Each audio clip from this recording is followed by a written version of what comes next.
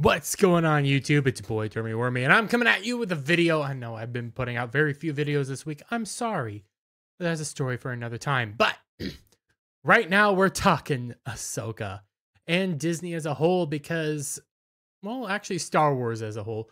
Because as a consistent trend, and I'm going to be showing you this trend thanks to Bounding Into Comics gathering it all up, we've been seeing, well, Disney Plus shows haven't really been doing that well, especially on the Star Wars side. And they've had a steady decrease in popularity, viewership, what have you. And, you know, if you come over here, well, Bounding Into Comics is this wonderful article. Analyst declares the Walt Disney Company media spin machine is in full force after company claimed Ahsoka brought in 14 million views globally for first episode. Now, that's the point I'm focusing in here. Okay, they go to Valiant Renegade. Check out Valiant Renegade, wonderful guy. But I'm more focusing in on that they claimed it was super popular. It was super wonderful. Oh, it was the greatest thing ever. Oh, Star Wars is saved, guys. Wrong. Because in all reality, you know what? Let's see what they say first.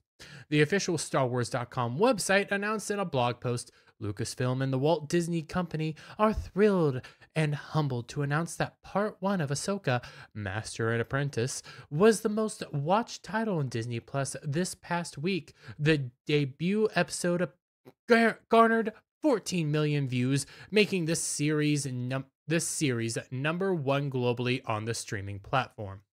Now, to be fair, we don't have the full numbers, but it ain't 14 million. It is probably far fewer than that. And I'm going to show you my reasoning on why it probably isn't 14 million. Here, Disney Plus sheds record 11.7 million subscribers last quarter. And then the quarter before that, they shed about, I want to say it was 3 million, maybe a little bit more. They were shedding subscribers. They have been shedding subscribers. Nobody's on their platform. They don't really have anything of value to give.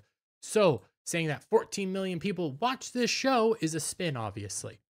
Lucasfilm president Kathleen Kennedy added, Ahsoka has become a fan favorite with people of all ages, and it's wonderful to see her continue to resonate with viewers and her very own headline series.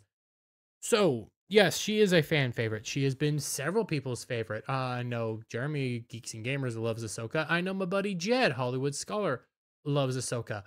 A lot of people who love Ahsoka, I never really was fond of her, but as a person who did like Clone Wars and was okay on Rebels, didn't like it, didn't love it, never really clicked. A lot of us can agree that she should have died at, spoiler point, the battle against Darth Vader. Would have been a perfect ending for her, would have ended off her entire story. I know my buddy Renaissance Nerd says she should have died in 66. I can concede maybe battle with Darth Vader.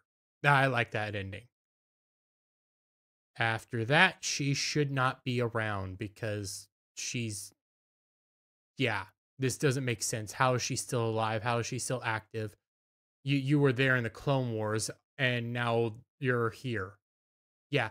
And a lot of people aren't too fond with the fact that they're basically giving Luke Skywalker's story, you know, Heir to the Empire, a wonderful series made by, I don't know, my buddy Adam isn't here. I'm awful with names. I haven't read it, but it's a story for Luke Skywalker and the Trinity, you know, Han, Luke, and Leia. And they're giving it to Ahsoka and the cast of Rebels. Man, that's wonderful. Don't you think that's wonderful? Giving other people's stories.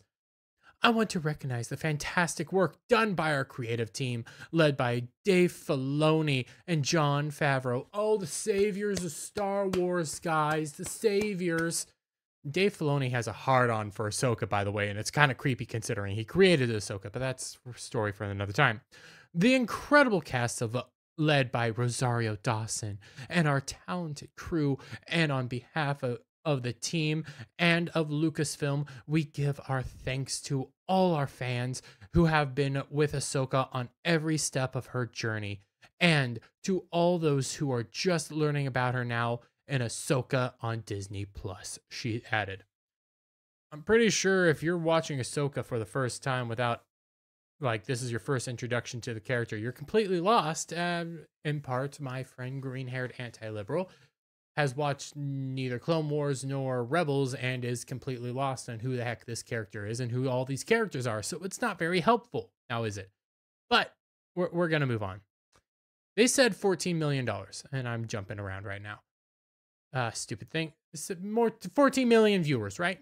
Now, when I get into these next numbers, you got to realize we don't ever get official numbers. A lot of the way these numbers are caught are from specifically things that have this app built into it to be able to recognize who is watching these projects.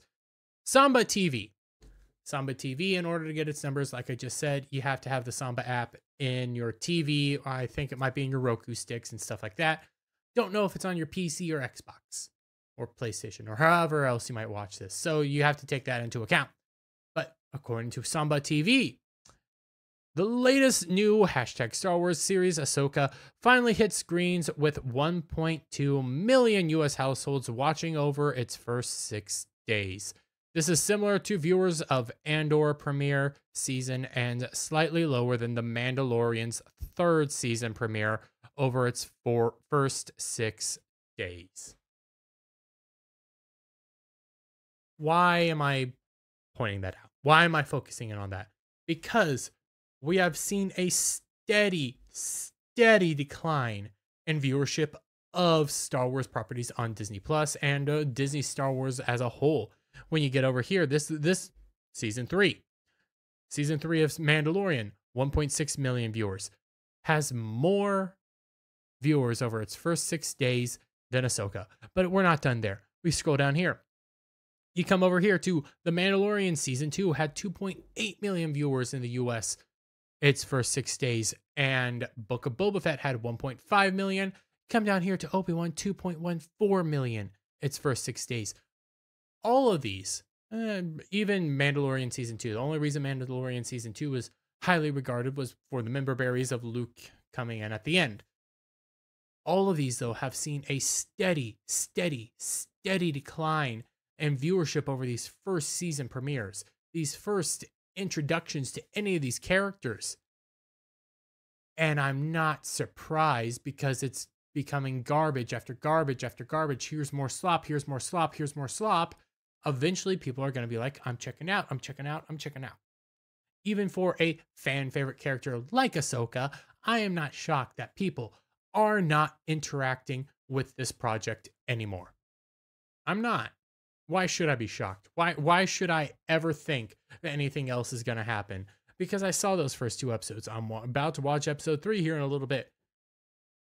They're not great. There's a level of interest I have just because I'm curious where it's going to go. It's probably not going to be good. I don't suggest anybody watch it.